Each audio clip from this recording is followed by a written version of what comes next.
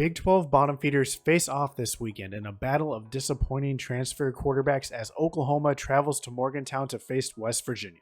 Here's a quick breakdown of each team's current status, keys to victory, and final prediction for the game. Let's start with OU. I'm going to try to be positive.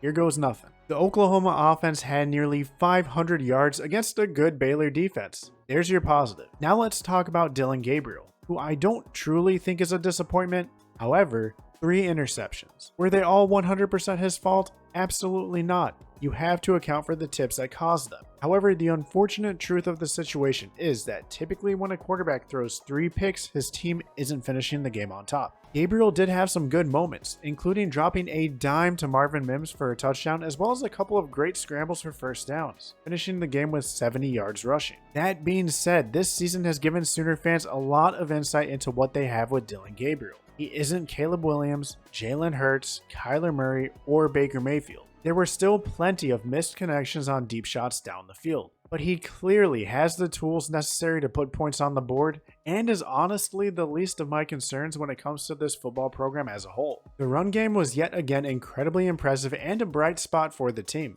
For all the flack I've given Jeff Lebby, I will give him credit for consistently incorporating the run within this offense. As a team, the Sooners pounded the rock 45 times for 238 yards and 3 touchdowns. Do I wish a different play was called on 4th and short?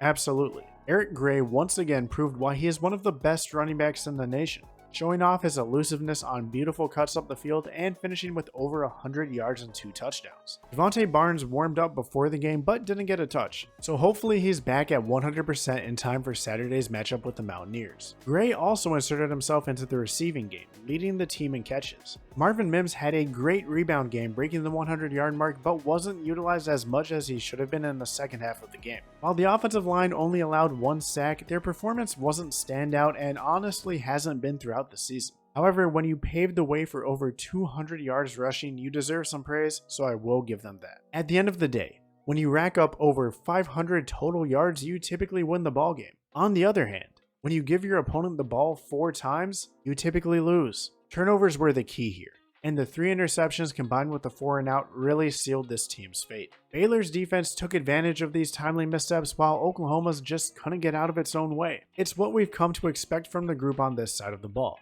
However, like I said in the beginning, I'll try to look at the glass half full. When it came to 3rd down, the defense played pretty well, holding Baylor to 4 of 13 on 3rd down conversions. They also did a great job of limiting Baylor through the air, which could have been a product of the fact that the Baylor offense had their way with Oklahoma on the ground. Before the game started, I expected freshman sensation Richard Reese to go off, but instead it was Craig "Squirrel" Williams who ran for a career-high 192 yards and 2 touchdowns. Pound the rock was the key for the Bears before the game, and they ran it up to the tune of 281 yards and 5 scores. The Sooner defense did what they've been doing throughout most of Big 12 play, missing tackles, taking bad angles, and blowing assignments on gaps. None of it was surprising, but it was a bit disappointing given how well the defense played against Iowa State last week, especially against the run. The Sooners were also horrendous on 4th down. The Bears went 3 of 3 and were so confident that they went for it around their own 30-yard line and converted with ease. With a chance to get the ball back in the offense's hands to win the game,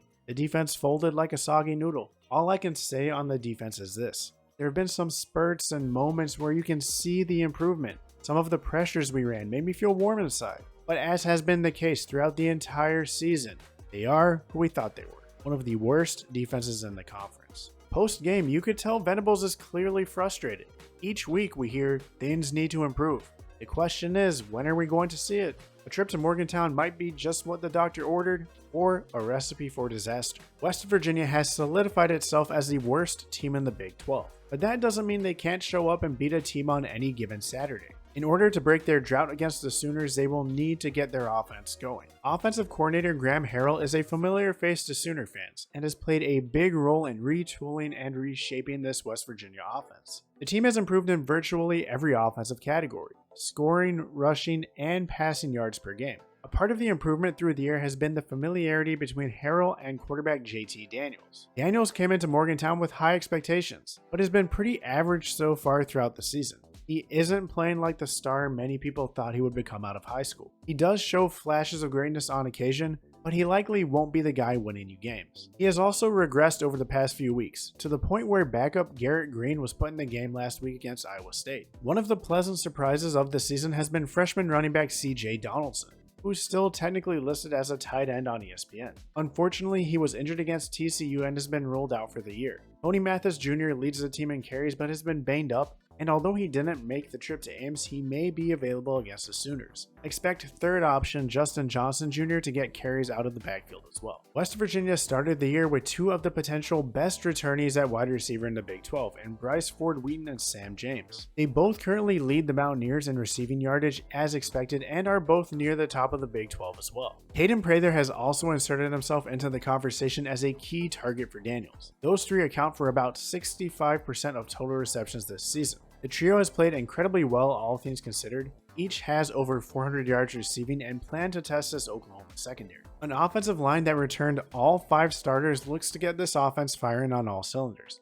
And at this point in the season, sometimes the best offensive line is simply a healthy one. As a whole, this Mountaineers offense has been hot and cold over the last 4 weeks. 40 points against Baylor, 10 against Tech, 31 against TCU, and 14 against Iowa State. So it might come down to which version of this offense shows up. This West Virginia defense has struggled throughout the year. They have allowed the most points in conference play, funny enough, right below them is the Oklahoma defense, and they're near the bottom of the conference in most statistical categories. They have given up an average of 34.2 points per game on the year, which isn't a winning formula and is over 10 points per game more than they gave up last year. A big part of their struggles can fall on the departures, as the Mountaineers only returned 3 starters on defense. One of those starters is defensive lineman Dante Stills, who is the sole bright spot along that side of the ball, breaking the school's all-time record for tackles for a loss. In the second half of the year, the defense has been able to keep games relatively close in the first half, but it can be hard to hold opponents when the offense fails to generate or control time of possession. It's the time of year where injuries have already decimated defenses, so you combine that with the struggles West Virginia has had, and it's just a bad time all around. And trust me, as an Oklahoma fan, I know how depressing a bad defense can be. So Mountaineer Nation, feel your pain. Unfortunately, this defense is not just one of the worst in the Big 12, but one of the worst nationally as well.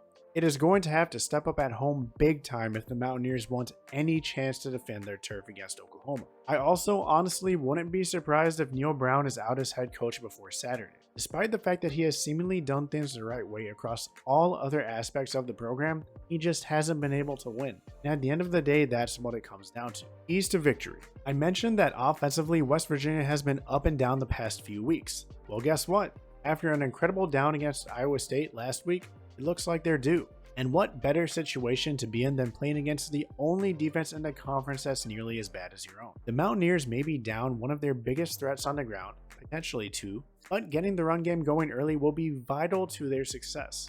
Keeping the Sooner defense worried about the run will leave big holes open in the secondary for JT Daniels to exploit. This season clearly hasn't gone the way Neil Brown or West Virginia has wanted, and a lot of fans have been questioning player motivation, especially after last week. Going into next year with positive momentum isn't just about the wins and losses, but a lot of momentum can be built off players' effort, especially when they're in a bad spot. Show up, play hard, and help the fans get on your side going into next year. This is twofold. First, reduce your penalties. Many have occurred that become drive extenders or end up drive killers. But more importantly on defense, play with discipline. Wrap up the ball carrier, stay in your lane, and do your part. Where Oklahoma might replace West Virginia at the bottom of the Big 12. Through the start of the year, Dylan Gabriel and the Sooners did a great job of winning the turnover battle. Last week was rough, so this week it will be imperative to nip the turnover bug in the bud and force more than they give up. One win is all it will take to become bowl eligible, which will be of key importance for the future of this program when it comes to getting more practice time and boosting team morale. This might not be a key to victory Saturday,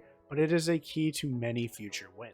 I was worried this might be a night game before the season started, but as has become an Oklahoma tradition, this game will be played bright and early at 11 a.m. I even predicted West Virginia would upset the Sooners, which I'm hoping is one of my many incorrect preseason predictions for OU.